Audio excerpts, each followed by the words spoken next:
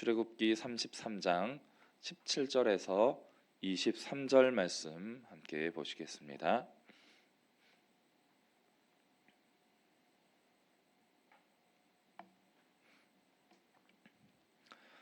여호와께서 모세에게 이르시되 내가 말하는 이 일도 내가 하리니 너는 내 목전에 은총을 입었고 내가 이름으로도 너를 알미니라. 모세가 이르되 원하건대 주의 영광을 내게 보이소서. 여호와께서 이르시되 내가 내 모든 선한 것을 내 앞으로 지나가게 하고 여호와의 이름을 내 앞에 선포하리라. 나는 은혜 베풀 자에게 은혜를 베풀고 긍휼히 여길 자에게 긍휼을 베푸느니라. 또 이르시되 내가 내 얼굴을 보지 못하리니 나를 보고 살 자가 없음이니라. 여호와께서 또 이르시기를 보라 내 곁에 한 장소가 있으니 너는 그 반석 위에 서라.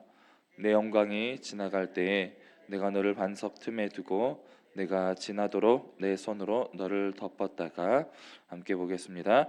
손을 거두리니 내가 내 등을 볼 것이요 얼굴은 보지 못하리라.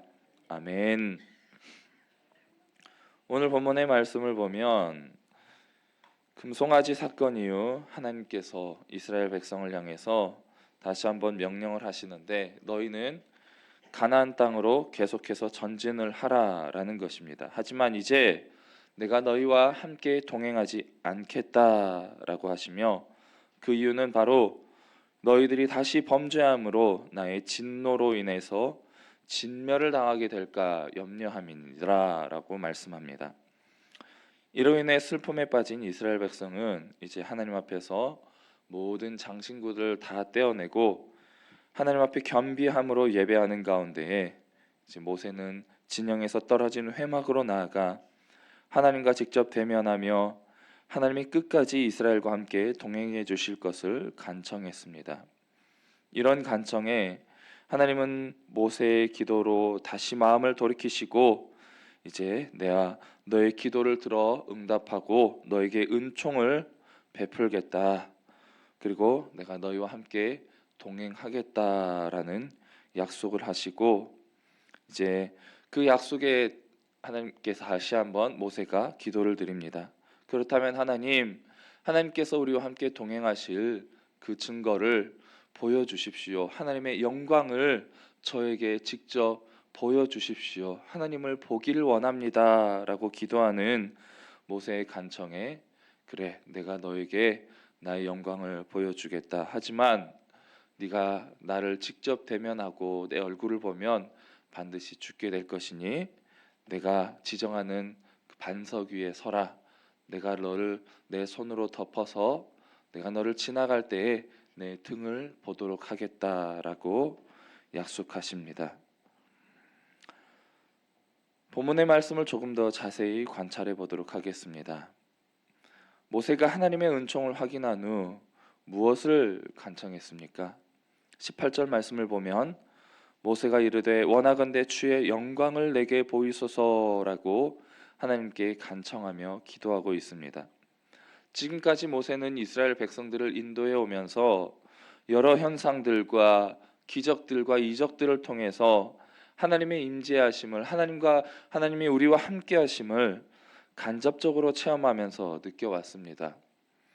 큰 어려움을 겪은 후 회복의 과정 속에서 이제 가나안 땅을 향해 전진하라는 하나님의 명령을 다시 받게 된 이 시점에서 이제 하나님께서 내가 너희와 다시 동행해 주겠다는 그 약속과 은총을 받고 난 이후에 하나님의 임재를 실제적으로 눈으로 볼 수 있기를 원하며 하나님께 간청하고 있는 것입니다.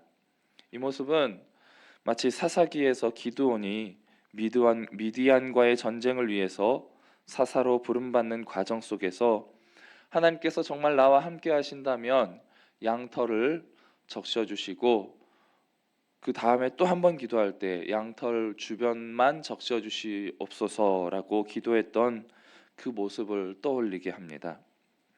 우리는 때로 연약해서 하나님이 나와 함께 하심을 확신하지 못하고 실제적인 증거를 보여달라고 기도할 때가 있습니다. 우리의 이런 기도에 하나님은 우리의 연약함을 아시고 그를 믿음 없다 책망하지 않으시며 하나님의 종들에게 은혜를 베풀어 주셔서 우리의 연약한 기도에도 들어 응답해 주시고 하나님의 살아계심을, 하나님의 영광을 우리에게 보여주시는 분이시라는 것입니다. 이렇게 간청하는 모세를 향해 하나님은 어떻게 답하셨습니까? 본문 21절에서 23절 말씀입니다. 여호와께서 또 이르시기를 보라, 내 곁에 한 장소가 있으니 너는 그 반석 위에 서라. 내 영광이 지나갈 때에 내가 너를 반석 틈에 두고 내가 지나도록 내 손으로 너를 덮었다가 손을 거두리니 내가 내 등을 볼 것이요 얼굴은 보지 못하리라. 하나님은 자신의 선한 영상을 모세 앞으로 지나가게 하시고 하나님의 이름을 선포하게 하시며 모세를 반석 위에 세워주시고 손을 덮으시며 그에게 하나님의 등을 보여주신 것입니다. 그렇다면 하나님께서는 왜 모세를 손으로 덮었다가 얼굴이 아닌 등을 보여주셨을까요? 아담으로부터 타락한 본성을 가진 죄인의 상태에 있는 사람은 아무리 의로운 사람이라고 할지라도, 아무리 큰 일을 이루고 있는 사람이라 할지라도 그 누구도 거룩하신 하나님을 대면하여 볼 수 없으며 하나님의 영광을 대면하여 보는 그 즉시 죽음을 면치 못하기 때문입니다. 이사야 6장 말씀을 보면 이사야가 하나님께 소명을 받게 되는 과정에서 하나님의 영광을 마주하게 된 이사야가 이렇게 탄식하며 애통합니다. 화로다 나여 망하게 되었도다. 나는 입술이 부정한 사람이요 나는 입술이 부정한 백성 중에 거주하면서 만군의 여호와의 신 왕을 배웠음이로다 하였더라 라고 고백합니다. 하나님의 영광을 보게 되었으니 이제 죄를 가진 나는 죽게 되었다라고 탄식하고 있는 것입니다. 죄의 본성을 가지고 태어난 사람은 그 어떤 사람도 하나님 앞에 설 수 없으며 하나님의 영광을 마주할 수 없는 존재라는 것입니다. 하지만 하나님은 그런 우리들을 향해 은혜와 자비를 베풀어 주셔서 모세의 눈을 가리워 주시고 그 은혜의 손으로 덮어 주셔서 모세가 하나님의 등을 볼 수 있도록 하신 것처럼 이 땅을 살아가는 동안에도 우리에게 예수 그리스도의 영광을 보며 천국의 은혜를 맛보며 살아갈 수 있도록 성령께서 인도해 주시는데, 이 땅에서 우리가 누릴 천국의 기쁨, 그리스도의 영광은 고린도전서 13장 12절에서 이렇게 표현하고 있습니다. 온전한 하나님의 영광을 보지 못하는 것이며 우리가 지금은 거울로 보는 것 같이 희미하나 그때에는 얼굴과 얼굴을 대하여 볼 것이요 지금은 내가 부분적으로 아나 그때에는 주께서 나를 아신 것 같이 내가 온전히 알리라.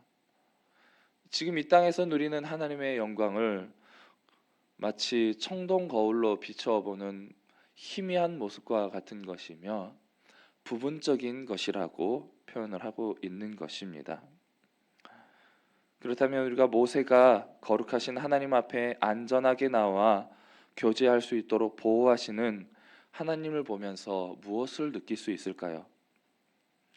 예수 그리스도의 십자가의 은혜로 우리를 덮어주시고 의롭다 여겨주시는 하나님의 은혜와 사랑을 우리가 이 사건을 통해서 느낄 수가 있을 것입니다.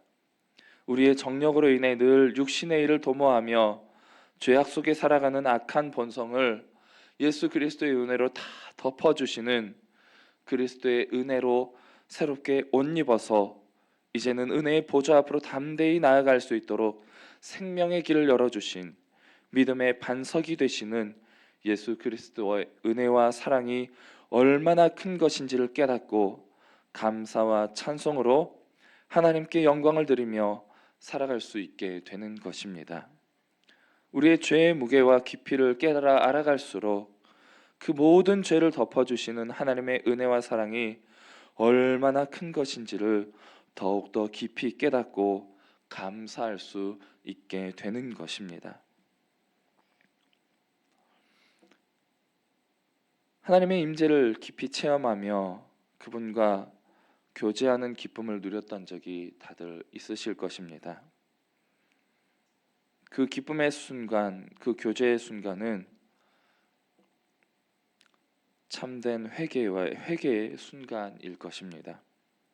하나님은 애통하는 심령을 찾아오셔서 깊은 교제를 통해 위로해 주시는 분이십니다. 회개를 통해 깨끗해진 심령 가운데에 은혜를 부어 주시고 능력을 더해 주시며 주님의 사명을 감당하며 살아갈 수 있는 능력을 다시 회복시켜 주시는 분이십니다. 거룩하신 하나님은 죄와 함께 하실 수 없는 분이시기 때문에 우리는 하나님과 깊은 교제를 누리기 위해서는 늘 자신을 돌아보고 회개의 삶을 통해 깨끗하게 다시 씻겨지고 준비되어져야 합니다. 하나님과의 깊은 교제는 나를 사랑하시고 용서해 주신 하나님의 은혜와 자비하심을 본받아서 이웃을 용서하고 사랑하기를 힘쓰는 삶을 살아갈 때에 우리는 하나님과의 관계도 더 깊이 나아갈 수가 있게 되는 것입니다. 사실 모세의 입장에서 이스라엘 백성들을 보면 얼마나 원수처럼 보이겠습니까? 좋을 때는 한없이 좋다고 기쁨으로 따라왔지만 광야 생활을 하는 가운데 조금만 힘이 들고 조금만 어려워지면 모세를 찾아와서 원망과 불평을 늘어놓으며 얼마나 그를 괴롭히고 힘들게 했습니까? 조금만 목이 마르면 물을 달라 떼쓰고 조금만 배가 고프면 고기를 달라 떼쓰며 모세를 괴롭혔습니다. 그러면서 모세를 찾아와서 그를 죽이려고 했고, 왜 너만 우리의 지도자냐? 하나님께서도 우리와 함께 하시는데 왜 너 혼자만 우리를 이끌어 가려고 하느냐라고 모세를 정말로 힘들게 했던 이스라엘 백성입니다. 하지만 모세는 그런 백성들을 향해서 긍휼의 마음으로 기도했으며 하나님 앞에서 그들의 죄를 사해 주실 것을 간구했습니다. 하나님은 그런 모세의 모습을 보시고 그를 향해서 모세의 인자함이 세상에서 가장 뛰어나다라고 칭찬하시며 모세의 그런 인자한 모습, 이스라엘 백성들을 사랑하는 모습이 마치 하나님께서 우리를 사랑하시는 모습과 같기 때문에 그와 마음을 나누며 그를 친구처럼 여겨주시며 그를 대면하시고 원수를 사랑하라는 말씀을 몸소 실천하신 예수 그리스도의 모습을 예표해주는 그러한 모세의 모습이 하나님께서 보실 때 얼마나 사랑스러웠겠습니까? 그러한 모습으로 인해서 하나님은 모세의 모든 허물을 손으로 다 덮어주시고 그와 교제하기를 기뻐하셨으며 모세의 간구하는 기도를 들어 응답하여 주시고 그에게 하나님의 영광을 직접 보여주셨던 것입니다. 마태복음 5장 23절, 24절 말씀을 통해서 예수님 우리에게 이렇게 가르쳐 주십니다. 그러므로 예물을 제단에 드리려다가 거기서 내 형제에게 원망 들을 만한 일이 있거든 원망 들을 만한 것이 생각나거든 예물을 제단 앞에 두고 먼저 가서 형제와 화목하고 그 후에 와서 예물을 드리라. 우리는 하나님과의 깊은 교제를 나누기 위해서는 먼저 사랑의 실천이 있어야 합니다. 이 사랑의 실천을 가까이에는 내 가족과 이웃을 그리고 더 나아가서 우리의 원수까지도 사랑할 수 있어야 합니다. 남편이나 아내가 원수 같을 때가 있죠. 한 공간 안에 살고 있지만 평생을 남을 보듯이 살아가고 있는 부부도 많습니다. 오히려 남보다 못하게 여기며 서로 원망하며 살아가는 부부들도 있습니다. 하나님 앞으로 나아와 온전한 예배를 통해 깊은 교제를 나누기 위해서는 먼저 가정 안의 관계가 회복되어야 합니다. 부부 간에 그리고 부모와 자식 간에도 동일합니다. 자신의 뜻을 따라주지 않는 자녀를 보며 원망하는 부모의 마음, 또 내 마음을 몰라준다고 생각하는 부모를 향해 원망하는 마음, 이 모든 것을 십자가 앞에 내려놓고 주님의 사랑으로 서로 용서하며 주님께 먼저 받은 사랑으로 내 아내와 남편을, 내 자녀를, 내 부모를 서로 사랑하고 용서하며 관계를 회복하는 데 힘쓰시기 바랍니다. 이렇게 친분이 가까운 사람을 향한 사랑뿐만 아니라 우리 마음 바깥으로 밀려나 버린 원수들을 향하여서도 우리는 사랑하기를 힘써야 할 것입니다. 누가복음 6장 32절 말씀을 보면 너희가 만일 너희를 사랑하는 자만을 사랑하면 칭찬받을 것이 무엇이냐 죄인들도 사랑하는 자는 서로 사랑하느니라 라고 말씀하고 있습니다. 우리는 주어진 모든 관계 속에서 갈등을 해결하고 해소하는 존재가 되어야지 갈등을 조장하고 키우는 사람이 되어서는 안 되는 것입니다. 지금 우리 대한민국은 정치적으로 너무 혼란하며 어려운 시기를 보내고 있습니다. 우리는 이 나라의 안녕과 평화를 위해서도 적극적으로 기도해야 할 것입니다. 오늘 하루도 용서를 통해 적극적으로 화해하기를 힘쓰며 가정 안에 우리 교회 안에 또 우리 나라 안에 평화가 임하기를 간절히 기도하시기 바랍니다. 이웃 사랑의 회복을 통해서 주의 은혜의 보좌 앞으로 담대히 나아가 하나님과 깊은 교제를 누리시는 가운데 오늘도 주님과 함께함으로 형통한 삶을 살아가시기를 축복합니다. 이 시간 말씀을 기억하시며 드리는 기도 제목을 가지고 함께 기도하도록 하겠습니다.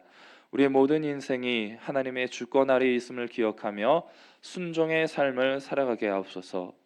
이웃의 영혼 구원을 위해 최선을 다해 기도하며 예수 그리스도의 복음을 실천하는 삶을 살게 하옵소서. 은혜로 세워진 길동교회가 더 큰 은혜로 미래를 향해 전진한 교회 되게 하옵소서. 성도들의 생각이 한 마음으로 모여지게 하셔서 교회 리모델링의 과정에 중요한 큰 힘이 되게 하옵소서. 우리 주여 한번 부르고 간절히 기도하겠습니다. 주여.